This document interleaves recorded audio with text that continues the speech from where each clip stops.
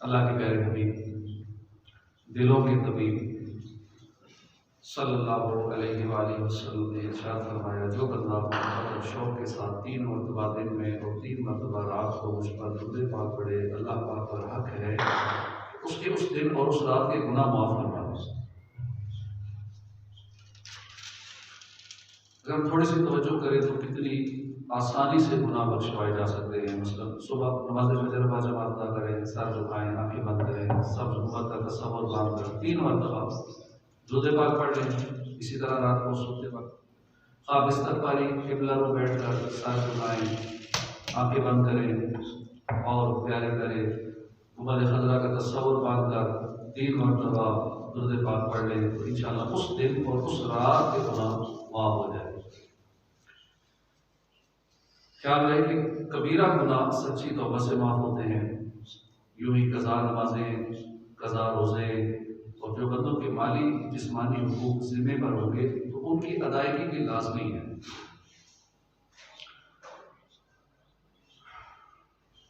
صلو علی الحبیب صلی اللہ تعالی علی محمد صلی اللہ علیہ وآلہ وسلم۔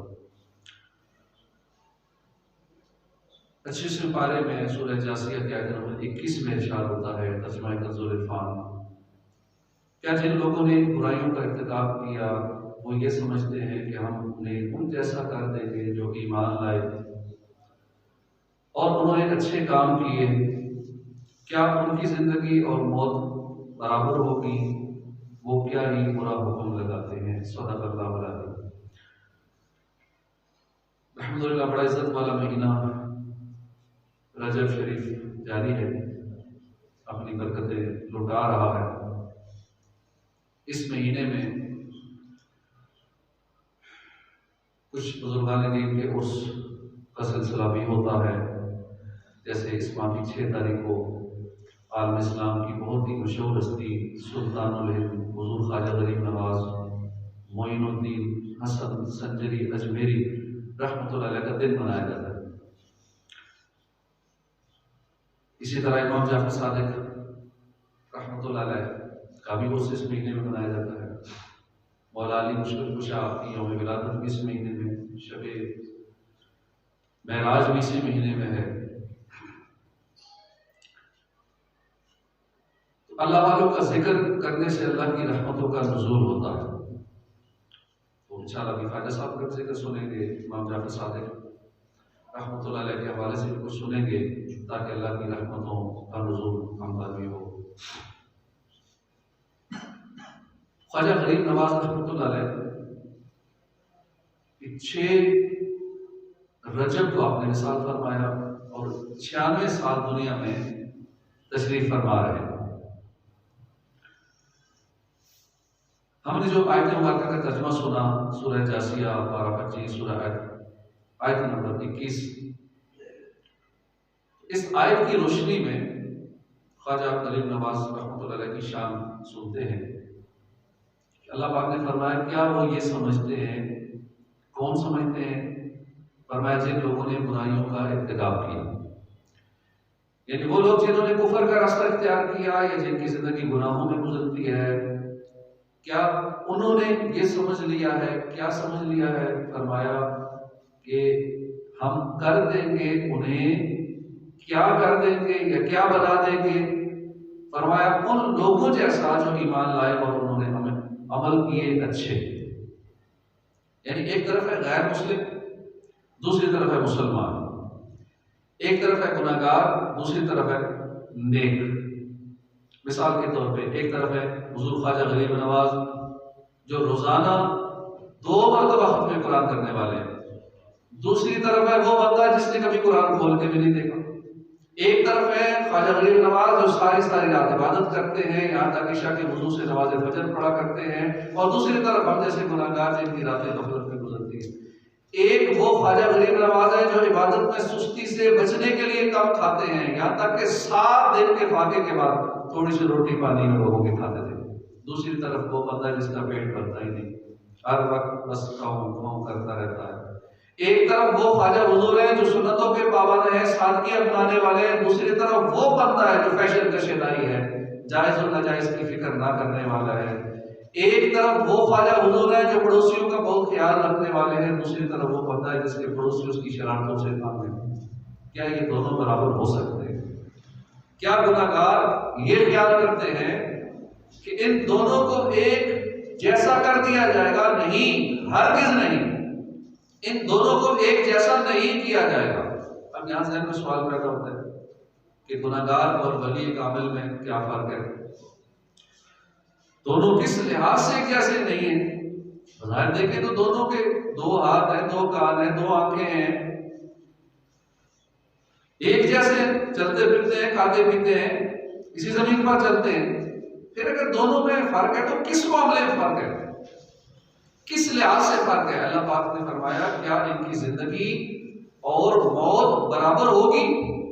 وہ کیا ہی برا حکم لگاتے ہیں۔ یعنی کیا گناہگاروں نے یہ سمجھ لیا ہے کہ گناہگار کی زندگی اور نیک لوگوں کی زندگی، گناہگار کی موت، نیک بندے کی موت ایک جیسی بنا دی جائے گی؟ یہ گناہ کمانے والے ولیوں کو اپنے جیسا سمجھنے والے کتنے بے عقل ہیں، کتنے احمق ہیں، کیسا حکم لگاتے ہیں۔ اب یہاں آیت کریمہ میں اللہ کے نیک بندوں اور گناہگاروں کے درمیان دو فرق بیان کیے گئے۔ پہلے نمبر پر فرمایا کیا ان کی زندگی برابر ہوگی، یعنی کیا یہ گناہگار یہ سمجھ بیٹھے ہیں کہ ان کی زندگی اور نیک لوگوں کی زندگی، اللہ کے ولیوں کی زندگی ایک جیسی ہے؟ نہیں، ہرگز نہیں۔ ولی اللہ کی زندگی اور ہے، گناہگار کی زندگی اور ہے۔ حدیث قدسی ہے، اور یہ حدیث قدسی بھی بخاری شریف میں ہے۔ اللہ پاک فرماتا ہے کہ جب میں کسی بندے سے محبت فرماتا ہوں تو کنت سمعہ الذی یسمع بہ، یعنی میں اس کے کان ہو جاتا ہوں جس سے وہ سنتا ہے، میں اس کے کان بن جاتا ہوں جن سے وہ سنتا ہے۔ مطلب یہ کہ بظاہر نظر آنے میں ولی اللہ کے بھی دو کان ہیں اور عام گناہگار بندے کے بھی دو کان ہیں، مگر ان میں فرق زمین و آسمان جتنا ہے۔ گناہگار یا ہم سا عام انسان جب سنتا ہے تو ان مٹی کے بنے ہوئے کانوں سے سنتا ہے، مگر جب اللہ کا ولی سنتا ہے تو وہ پھر نور الہی کے ذریعے سنتا ہے۔ ہمارے آقا ولیوں کے ولی حضور غوث اعظم شیخ عبد القادر جیلانی رحمۃ اللہ علیہ، سارے ولیوں کے جو سردار ہیں، آپ نے بغداد میں منبر پر بیٹھ کے فرمایا، اعلان کیا، قدمی ہذہ علی رقبۃ کل ولی اللہ، میرا یہ قدم ہر ولی اللہ کی گردن پر ہے۔ کتابوں میں لکھا ہے کہ غوث پاک نے جب یہ اعلان فرمایا اس وقت خواجہ حضور خراسان کی پہاڑیوں میں عبادت کر رہے تھے۔ ہوائی سفر تقریباً 1421 کلومیٹر بنتا ہے، بغداد سے خراسان کا ہوائی سفر 1421 کلومیٹر ہے۔ اتنے دور خواجہ غریب نواز نے غوث پاک کا اعلان سن لیا اور اس کا پھر جواب بھی دیا۔ جواب کیا دیا؟ کہا بل قدماک علی راسی و عینی، بلکہ آپ کے قدم میرے سر اور میری آنکھوں پر ہے۔ یہ ہے ایک ولی اللہ کی اور عام مسلمان کی زندگی میں فرق۔ عام مسلمان کی چند میٹر دور سے بھی آواز اس کی سنائی صحیح نہیں دیتی، اور ولی اللہ اللہ کی عطا سے سینکڑوں کلومیٹر دور سے بھی آواز سن لیتا ہے۔ اللہ پاک حدیث قدسی میں مزید فرماتا ہے وَبَصَرَهُ الَّذِي يُبْصِرُ بِهِ، جب میں اپنے بندے سے محبت فرماتا ہوں تو میں اس کی آنکھیں بن جاتا ہوں جن سے وہ دیکھتا ہے۔ یعنی بظاہر دیکھنے میں گناہگار یا عام مسلمان کی بھی دو آنکھیں ہیں، ولی اللہ کی بھی دو آنکھیں ہیں، مگر گناہگار یا عام مسلمان دیکھتا ہے آنکھ کی پتلی سے دیکھتا ہے، مگر جب اللہ کا ولی دیکھتا ہے تو وہ آنکھ کی پتلی سے نہیں، اللہ کے عطا کیے ہوئے نور سے دیکھتا ہے۔ ایک مرتبہ خواجہ حضور تشریف فرما تھے، کچھ بزرگ کے ساتھ بیٹھے تھے، ایک لڑکا گزرا، 12 سال کا لڑکا گزرا، تو آپ نے اس لڑکے کو دیکھ کر اس کے مستقبل کے بارے میں بتا دیا۔ آپ نے فرمایا کہ یہ لڑکا بڑا ہوگا تو دہلی کا بادشاہ ہوگا۔ جیسا خواجہ صاحب نے فرمایا تھا ویسے ہی ہو۔ وہ لڑکا جس کا نام شمس الدین تھا، 1210 عیسوی میں سلطان شمس الدین بن کر دہلی کا بادشاہ بن گیا۔ اللہ اکبر، یہ ہے ولی اللہ کی آنکھ اور عام بندے کی آنکھ میں فرق۔ ہم جیسے گناہگار تو دیوار کے پیچھے بھی نہیں دیکھ سکتے۔ اولیاء کرام جو آنکھ کی پتلی سے نہیں، اللہ کے دیے ہوئے خاص نور سے دیکھتے ہیں، اور وہ سال سال بعد کے واقعات بھی اپنی آنکھوں سے دیکھ لیتے ہیں۔ اور یہ کرام کی مبارک نگاہوں کا یہ بھی ایک کمال ہوتا ہے کہ جسے نگاہ فیض سے دیکھ لے پھر اس کی زندگی بدل بھی دیتے ہیں۔ یہ کیسے واقعات ہیں؟ خواجہ صاحب سے بھی منسلک بہت سارے ایسے واقعات ہیں، ایک نگاہ میں زندگی بدل دی۔ اللہ پاک نے حدیث قدسی میں مزید فرمایا وَيَدَهُ الَّتِي يَبْطِشُ بِهَا کہ جب میں اپنے بندے سے محبت فرماتا ہوں تو میں اس کے ہاتھ بن جاتا ہوں جن سے وہ پکڑتا ہے۔ یہ ایک عام بندے اور ولی اللہ کی زندگی کا فرق ہے۔ گناہگار کے بھی دو ہاتھ ہیں، اللہ کے ولی کے بھی دو ہاتھ ہیں، مگر دونوں میں فرق یہ ہے کہ عام بندہ جب پکڑتا ہے تو ہاتھ کے پٹھوں سے پکڑتا ہے، مگر ولی اللہ جب پکڑتا ہے تو اس کے ہاتھ میں نور خدا کی طاقت ہوتی ہے۔ مشہور واقعہ ہے خواجہ غریب نواز رحمۃ اللہ علیہ تو لوگوں نے شکایت کی کہ یہ کافر لوگ ہمیں انا ساگر سے پانی نہیں بھرنے دیتے، کہتے ہیں کہ تم ہمارے پانی کو ناپاک کر دیتے ہو۔ تو آپ نے اپنے غلام کو بھیجا کہ جاؤ اس چھاگل مٹی کا ایک برتن دیا، اس چھاگل کے اندر پانی لے آؤ۔ غلام نے جیسے اس میں پانی ڈالا مٹی کے برتن میں، سارا تالاب خالی ہو گیا۔ تالاب خالی ہو پھر لوگوں کو پریشانی ہوئی، لوگ دوڑتے ہوئے مہربانی کریں۔ آپ نے پھر حکم دیا، جب دوبارہ اس برتن کو اس چھاگل سے پانی اس میں ڈالا گیا تو دوبارہ تالاب بھر گیا۔ یہ ہے ولیوں کے ہاتھوں کا کمال۔ خواجہ حضور کے مریدوں کے ہاتھ میں یہ کمال تھا کہ اس مرید نے تالاب سے پانی بھرا تو سارا تالاب خالی ہو گیا، چھوٹے سے برتن میں سارے تالاب کا پانی آ گیا۔ کیا کوئی بڑا مالدار، بڑے عہدے والا، بڑی کرسی والا، بڑی ڈگریوں والا، بڑی عقل والا جو ولایت کے درجے پر نہ ہو، کیا وہ بھی ایسی کرامت دکھا سکتا ہے؟ نہیں دکھا سکتا۔ یہ فرق ہے عام بندے کی زندگی میں اور اللہ کے ولی کی زندگی میں۔ اللہ پاک نے حدیث قدسی میں مزید فرمایا وَرِجْلَهُ الَّتِي يَمْشِي بِهَا جب میں اپنے بندے سے محبت فرماتا ہوں تو اس کے پاؤں بن جاتا ہوں جن سے وہ چلتا ہے۔ دیکھنے میں عام بندے کے بھی دو ہی پاؤں ہیں، ولی اللہ کے بھی دو ہی پاؤں ہیں، مگر عام بندے کے چلنے میں اور اللہ کے ولی کے چلنے میں فرق ہے۔ عام بندہ چلتا ہے تو پاؤں سے چلتا ہے، مٹی کے پاؤں سے چلتا ہے، لیکن جب ولی اللہ چلتا ہے تو اللہ کے دیے ہوئے خاص نور کی طاقت سے چلتا ہے۔ یہی وجہ ہے ہم جیسا عام انسان چند کلومیٹر تک چلتا ہے تو تھک جاتا ہے، مگر ولی اللہ کے قدموں میں اتنی طاقت ہوتی ہے کہ ہزاروں کلومیٹر کا فاصلہ طے کر لیتے پھر بھی تھکتے نہیں۔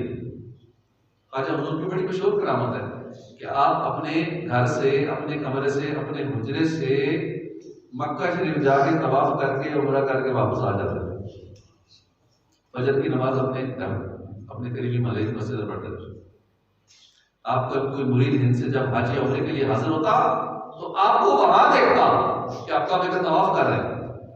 کیسی کمال کی بات ہے کہ اجمیر شریف سے مکہ مکرمہ کا فاصلہ یہ 4500 کلومیٹر ہے، بلکہ اس سے بھی زیادہ ہے۔ اور حضور خواجہ غریب نواز رحمۃ اللہ علیہ اللہ کی دی ہوئی خاص طاقت سے روزانہ رات کو اتنا فاصلہ طے کر لیا کرتے تھے، روزانہ ہزاروں کلومیٹر کا فاصلہ طے کرتے تھے اور تھکتے نہیں تھے۔ صبح واپس آ کے فجر کی نماز آ کے پڑھتے تھے اپنے علاقے میں۔ یہ ہے گناہگار اور ولی کامل کی زندگی کا فرق۔ گناہگار کی زندگی اور ہے، ولی اللہ کی زندگی اور ہے۔ اللہ پاک ولیوں کو بڑی شان عطا فرما دیتا ہے۔ دوسرا فرق اللہ پاک نے یہ ارشاد فرمایا کیا ان کی موت برابر ہے؟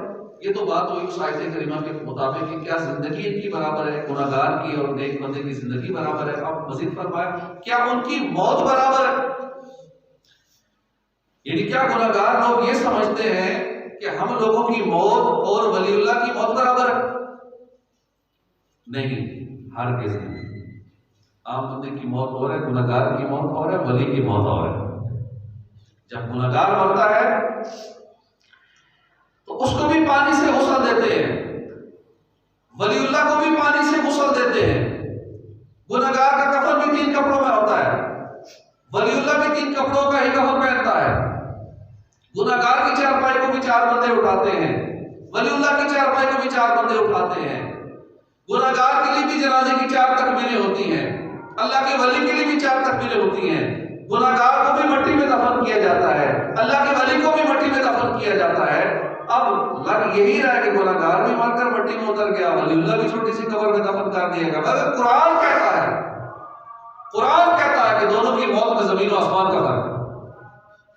گناہگار مرتا ہے تو مر کر مٹی ہو جاتا ہے، مٹی میں مل جاتا ہے، لیکن جب اللہ کا ولی دنیا سے پردہ فرماتا ہے تو وہ بقا پا جاتا ہے۔ کون کہتا ہے کہ ولی سب مر گئے، قید سے چھوٹے وہ اپنے گھر گئے؟ تو اپنی باتیں کرتے ہیں، اولیاء کرام کے خلاف باتیں کرتے ہیں، کیوں مزارات پہ جاتے ہو؟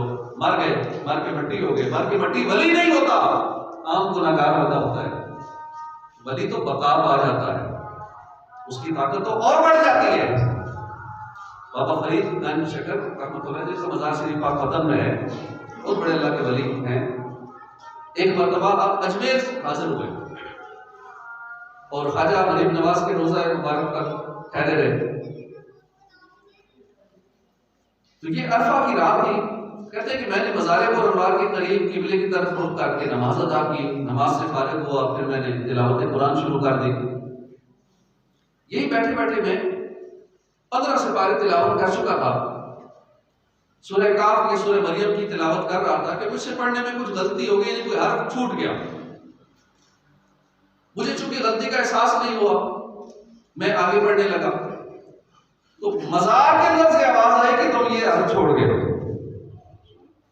دوبارہ پڑھو۔ میں نے اس مقام سے دوبارہ پڑھا، اب آواز آئی عمدہ پڑھتے ہو، خلف الرشید، یعنی اچھے بیٹے ایسا ہی کرتے ہیں۔ بابا فرید فرماتے ہیں کہ میں تلاوت کرتا رہا، تلاوت جب مکمل کر چکا تو میں نے رو رو کر دعائیں کی۔ مجھے یہ خوف کھائے جا رہا تھا کہ آج نہ جانے میں بخشے ہوں میں سے ہوں یا نہیں۔ اس ڈر کے سبب رو رہا تھا کہ اچانک مزار کے اندر سے آواز آئی، مولانا جو شخص یوں نماز پڑھتا ہے وہ بخشے ہوں میں سے۔ سبحان اللہ، یہ ہے شان اولیاء۔ ان کا دنیا سے جانا اور ہے، ہم جیسے گناہگاروں کا دنیا سے جانا اور ہے۔ دونوں کی زندگی میں زمین و آسمان کا فرق ہے، اور موت میں بھی زمین و آسمان کا فرق ہے۔ آیت کریمہ کی روشنی میں معلوم ہو گیا کہ ہم جیسے گناہگار کی زندگی اور ہے، اللہ کے نیک پرہیزگاروں، اللہ کے پیاروں کی زندگی اور ہے، ہم جیسے گناہگاروں کی موت اور ہے، اولیاء اللہ کی دنیا سے جانا اور ہے۔ اب وہ لوگ جو یہ خیال کر لیتے ہیں کہ اولیاء کرام کی ہم جیسے ہیں، اس میں اور ہم میں، ان میں اور ہم میں کوئی فرق نہیں ہے، وہ آیت کریمہ کا یہ حصہ غور سے پڑھیں سنیں۔ اللہ پاک فرماتا ہے کہ وہ کیا ہی برا حکم لگاتے ہیں، ایسی باتیں کرنے والے جو کہتے ہیں ہم جیسے ہیں، ولی ہم جیسے، نبی ہم جیسے ہیں، حضور کی شان میں یہ کہتے ہیں کہ حضور بھی ہم جیسے ہیں، بڑے بھائی کی طرح۔ آپ ولی کی شان نہیں پہچان سکتے تو اللہ کے نبیوں کی شانیں، پھر نبیوں کے سردار کی شان کیا ہوگی؟ یہ بھی ہم شانیں ان کے غلاموں کی، حضور کے غلاموں کی شانیں بیان کر رہے ہیں۔ یہ شان ہے خدمت گاروں کی، سردار کا عالم کیا ہوگا؟ یعنی یہ لوگ کتنے بے عقل ہیں، کتنے احمق ہیں، یہ کتنا برا حکم لگاتے ہیں۔ کہاں گناہگار اور نافرمان لوگ، کہاں وہ بلند رتبہ اولیاء کرام۔ اللہ کے پیارے بندے یہ ہرگز برابر نہیں ہو سکتے، ان میں اور گناہگاروں میں اتنا ہی فرق ہے جتنا زمین و آسمان میں فرق۔ اس لیے ہمیں چاہیے کہ اولیاء کرام کے ساتھ اپنی محبت اور عقیدت کی بنیاد عقل پر نہیں بلکہ عشق پر رکھیں، کیونکہ ولایت یہ سراپا محبت ہے، یہ کبھی بھی عقل میں نہیں آتی، عقل سے سمجھ نہیں آتی، عقل کو تنقید سے فرصت نہیں، عشق پر عمل کی بنیاد رکھ۔ حکیم ضیاء الدین بلخی ایک فلسفی جو تھا، علمی فلسفہ کا ماہر تھا، بلخ کا رہنے والا تھا، یہ چونکہ فلسفہ بہت پڑھتا تھا، اور فلسفہ پڑھنے والے دین سے زیادہ عقل کو مانتے ہیں، یعنی جو بات عقل میں آتی ہے وہ ان کی سمجھ میں آتی ہے، وہ مان لی، جو عقل میں نہیں ہے اس کا انکار کر دیا، فلسفی اس طرح کرتے تھے۔ تو حکیم ضیاء الدین بھی ایسی طبیعت رکھتا تھا، اولیاء کرام ان کی کرامات بلند شان، ان کی چھوٹی سی عقل میں نہیں آتی تھی، لہٰذا خود بھی اولیاء کرام سے پسند تھا، اوروں کو پسند کرتا تھا۔ ایک مرتبہ خواجہ غریب نواز کا بلک سے گزر ہوا، آپ نے جنگل سے گزرتے ہوئے ایک جانور کا شکار کیا، ایک درخت کے نیچے تشریف فرما ہوئے، خادم کو حکم دیا کہ آگ جلا کر جانور کو بھوننا شروع کرو، خود نماز میں مصروف ہو گئے۔ اتفاق سے ضیاء الدین فلسفی بھی ادھر آنے کا، حضور خواجہ غریب نواز سے فارغ ہوئے، خادم نے بھونا ہوا جانور پیش کیا، خواجہ حضور نے ضیاء الدین فلسفی کو بھی دعوت دی۔ اس نے جیسے بھنے ہوئے جانور کا گوشت اپنے منہ میں رکھا، اس کے دل کی دنیا زیر و زبر ہو گئی۔ فلسفے اور عقل پرستی کی جو تاریکی دل پر چھائی ہوئی تھی وہ اترنے لگی اور اس کی جگہ معرفت کے انوار پھوٹنا شروع ہو گئے۔ ضیاء الدین فلسفی ان انوار کی تاب نہ لا سکا اور بے ہوش ہو کر گر گئے۔ اب خواجہ حضور نے اپنے منہ کا نوالا نکالا، اس کے منہ میں ڈالا، اس کو ہوش آ گیا۔ اب کیا تھا کہ وہ فلسفی وہی فلسفی جو کچھ لمحہ پہلے تک عقل پرست تھا اور یہ کرام کی شان کا انکاری تھا، صوفیہ کرام کو برا بھلا کہتا تھا، اب اس کا دل معرفت کے انوار سے روشن ہو چکا۔ اس نے خواجہ حضور کے ہاتھ پر توبہ کی، فلسفے کے اندھیرے سے جان چھڑائی اور خواجہ حضور کا مرید ہو گیا۔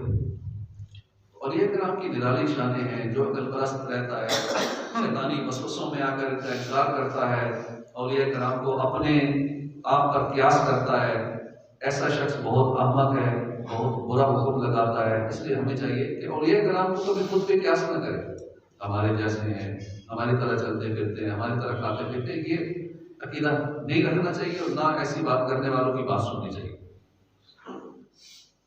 ان کی شانیں تو قرآن و حدیث میں بیان ہوئی ہیں، ان کی کرامات تو صدیوں سے علماء کرام بیان کرتے آئے ہیں، کتابوں میں لکھتے آئے ہیں۔ ان پر یقین رکھیں، اولیاء کرام کی محبت دل میں پالیں، اس محبت کو بڑھائیں اور کبھی بھی ان بلند رتبہ ہستیوں کے متعلق شکوک و شبہات کا شکار نہ ہو، کیونکہ خصوصاً آج کل سوشل میڈیا کے دور میں ہمارے نوجوان بڑے کنفیوزڈ ہیں، کس کی سنیں، کیا کریں، کبھی اس کی سنتے ہیں، کبھی دوسرے کی سنتے ہیں، کبھی تیسرے کی سنتے ہیں، کنفیوز ہو جاتے ہیں، یہ کچھ اور کہتا ہے، دوسرا کچھ اور کہتا ہے، تیسرا کچھ اور کہتا ہے۔ اب نوجوان کنفیوزڈ ہے، ٹھیک کون ہے، غلط کون ہے، سنیں کس کی، وسوسے آتے ہیں، کبھی رب کے بارے میں وسوسے آئیں گے، کبھی تقدیر کے بارے میں وسوسے ہیں، کبھی قبر و حشر کے بارے میں وسوسے ہیں، قیامت کے بارے میں وسوسے ہیں کہ مر کے مٹی ہو گئے پھر دوبارہ کیسے اٹھے گے، یہ کیسے ہو سکتا ہے، کائنات کو بنانے والا کوئی نہیں ہے، بس خود ہی بن گئی ہے، نظام خود ہی چل رہا ہے۔ یہ عجیب و غریب قسم کے وسوسے پالے ہوئے ہیں آج کل کے لوگوں نے، خصوصاً ہمارے نوجوانوں نے،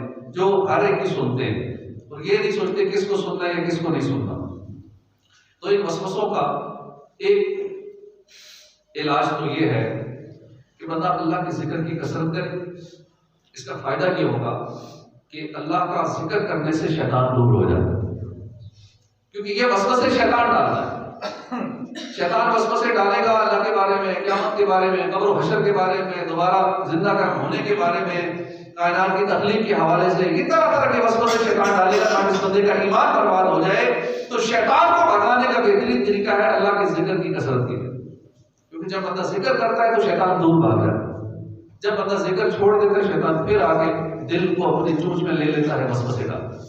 تو ایک بہترین ذریعہ ہے اللہ کا ذکر۔ کوشش کریں ہر وقت ہماری زبان ذکر و درود سے کر رہے، درود پاک ایک ذکر ہے، اللہ کرنا بھی ذکر ہے، سبحان اللہ الحمدللہ لا الہ الا اللہ پڑھنا بھی ذکر ہے، نماز بھی اللہ کا ذکر ہے، ابھی جو قرآن و حدیث کی باتیں سن رہے ہیں یہ بھی اللہ کا ذکر ہے، علم دین کے حلقے بھی اللہ کا ذکر ہے۔ تو اللہ کے ذکر کی یہ ساری صورتیں ہیں، تو ہم کسی نہ کسی فارم میں اللہ کا ذکر کرتے رہا کریں، انشاءاللہ شیطان کے وسوسوں سے ہم بچے رہیں۔ تو یہ اولیاء کرام کی بڑی شانیں ہیں، کوئی بھی اس حوالے سے وسوسہ ڈالے تو ہمیں اس کے وسوسے میں نہیں آنا چاہیے۔ خواجہ غریب نواز رحمۃ اللہ علیہ کی زندگی کے حوالے سے چند باتیں سنی، اور اسی طرح دیگر اولیاء کرام ہیں، ان کی ہم سیرت سنتے رہتے ہیں، پڑھتے رہتے ہیں، ان کی عادات کیا تھیں، ان کا وقت کیسے گزرتا تھا، کس انداز میں وہ عبادت کیا کرتے تھے۔ تو یہ پڑھ کے سن کے اب ہم نے کیا کرنا، اس پہ عمل کرنا ہے، ان اللہ کی سیرت پہ عمل کرنا ہے۔ صرف سن کے محظوظ ہو کے سبحان اللہ واہ واہ کہہ کے صرف وہ ٹال نہیں دینا، بلکہ ہم نے نیت کرنی ہوتی ہے کہ جو باتیں سنی ہیں، خواجہ غریب نواز یوں کیا کرتے تھے، امام جعفر صادق کی زندگی ایسے تھی، ان کی یہ اچھی اچھی عادتیں تھیں، ہم نے ان عادتوں کو اپنانا ہوتا ہے، ان عادات کو اپنی زندگی میں امپلیمنٹ کرنا ہوتا ہے، تو پھر ہمارا کردار بھی انشاءاللہ اچھا ہو جائے گا۔ جب ہم نیکوں کی نقل کریں گے، اچھوں کی نقل کریں گے، تو انشاءاللہ یہ نقل ہی ہمارا بیڑا پار کرا دے۔ خواجہ غریب نواز کا بھی اسی مہینے میں عرس منایا جاتا ہے، اسی طرح امام جعفر صادق رحمۃ اللہ علیہ کو بھی اسی مہینے میں منایا جاتا ہے۔ تو امام جعفر صادق رحمۃ اللہ علیہ بہت ہی بلند رتبہ ہستی ہیں، اہل بیت میں سے ہیں، سید ہیں، اور آپ کی بڑی پیاری پیاری مبارک عادات تھی۔ آپ اللہ کی دی ہوئی نعمتوں میں سے بڑی ایک پیاری عادت تھی، جو بھی اللہ کی نعمت تھی اس کو دوسروں کو بھی شریک کرتے تھے۔ ایک مرتبہ آپ حج کے موقع پہ جبل ابو قبیس، ایک پہاڑ ہے جہاں پہ حضور نے چاند کے 2 ٹکڑے کیے تھے، جیسے ہی صفا اور مروہ سے باہر نکلے تو جبل ابو قبیس ساتھ ہی نظر آیا تھا رائٹ سائڈ پہ۔ جن کو وہاں حاضری ہوئی ہے انہوں نے دیکھا ہوگا، اللہ پاک سب کو وہاں حاضری نصیب فرمائے۔ جبل ابو قبیس کی طرف آپ بیٹھے ہوئے تھے، حضرت لیث بن سعد فرماتے ہیں کہ میں حج کے ارادے سے مکے میں تھا، تو میں نے ان کو دیکھا کہ آپ جبل ابو قبیس کے قریب بیٹھے ہوئے ہیں، اور پہلے میں نے پہچانا نہیں یہ کون ہے، ایک شخص بیٹھا ہوا ہے اور یا رب یا رب یا رب بس یہ پڑھ رہے ہیں۔ جب سانس پھول گیا اس کے بعد پڑھ رہے یا اللہ یا اللہ یا اللہ یا اللہ، پھر سانس پھول جاتی ہے، پھر پڑھنا شروع کر یا قیوم یا قیوم یا قیوم یا قیوم، پھر سانس پھول گئی، پھر کہنے لگے یا رحمان یا رحمان یا رحمان، یہاں تک پھر سانس پھول گئی، پھر پڑھنے لگے یا ارحم الراحمین یا ارحم الراحمین، تب تک سانس پھول گئی۔ جب فارغ ہوئے تو بقائے الہی عرض کرنے لگا وہ شخص، یا اللہ انگور کھانے کی خواہش ہے، انگور کھانے کی خواہش ہے، مجھے انگور کھلا دے، میری چادر پھٹ گئی ہے، مجھے چادر عطا فرما دے۔ اللہ جن کو دیتا ہے یوں بھی دیتا ہے، چھپڑ پھاڑ کے بھی دیتا ہے۔ کہ کہتے ہیں اللہ اللہ کرو گے، عبادت کرو گے تو کھاؤ گے کہاں سے، روزی کہاں سے ملے گی، کون سے چھپڑ پھاڑ کے ملتا ہے؟ ملتا ہے جن کا یقین پختہ ہو جاتا ہے، جن کا توکل رب پہ مضبوط ہو جاتا ہے، تو ان کو ملتا ہے روزی ان کے پیچھے پیچھے۔ ویسے رزق تو موت تو پیچھے ہی آتی ہے، لیکن جب بندہ رب کی عبادت میں لگ جاتا ہے تو پھر تو ضرور ملتی ہے، اور خاص ملتی ہے، خصوصی انداز میں ملتی ہے۔ تو یہ بات انہوں نے کی کہ اللہ مجھے انگور کھلا دے، مجھے چادر عطا فرما دے، میری چادر پھٹ گئی۔ حضرت لیث بن سعد فرماتے ہیں کہ اللہ کی قسم اس کی بات ابھی پوری ہی نہیں ہو پائی تھی کہ میں نے ایک ٹوکری دیکھی جو انگوروں سے بھری ہوئی، حالانکہ انگوروں کا موسم نہیں تھا، اور ساتھ 2 چادریں بھی تھیں۔ جب انہیں کھانے کا ارادہ کیا تو میں بھی قریب ہو گیا، شریک ہو گیا۔ تو میں نے اسے کہا کہ میں بھی آپ کا شریک ہوں کھانے میں۔ جب آپ نے دعا کی تھی تو میں نے بھی آمین کہی تھی۔ اس نے کہا کہ آپ بھی اللہ کا نام لے کر کھائیے، اور کوئی چیز بچانی نہیں ہے، سارا کھانا ہے۔ کہتے ہیں میں نے جب کھایا تو ایسے عمدہ انگور میں نے زندگی میں نہیں کھایا، اتنے ٹیسٹی۔ میں نے خوب سیر و ترجیح کر کے کھایا۔ پھر مجھے فرمایا کہ ان چادر میں سے جو پسند ہے وہ لے لو، 2 چادریں، 1 چادر تم لے لو۔ میں نے کہا مجھے چادر کی ضرورت نہیں ہے۔ پھر وہ کہنے لگا کہ تم تھوڑی دیر چپ جاؤ تاکہ میں ان کو پہن لوں۔ آپ نے وہ دونوں چادریں ایک نیچے ایک اوپر پہنی، اور باقی جو لباس تھا وہ اپنے ہاتھ میں لیا، چل پڑے۔ جب صفا مروہ کے مقام پر وہ شخص پہنچا، اسے ایک آدمی ملا اور کہنے لگا اے اللہ کے پیارے رسول کے بیٹے مجھے لباس پہنائیے، اللہ کریم آپ کو لباس پہنائے۔ اس نے وہ دونوں چادریں اس مانگنے والے کو جس نے مانگی تھی ان کو دے دی۔ میں نے اس آدمی سے پوچھا اللہ آپ پر رحم فرمائے یہ کون ہے؟ اس نے جواب دیا کہ یہ حضرت جعفر بن محمد یعنی امام جعفر صادق ہے۔ حضرت لیث فرماتے ہیں اس کے بعد میں نے آپ کو بڑا تلاش کیا مگر کہیں نہ پایا، مجھے آپ کی جدائی کا بڑا صدمہ ہوا۔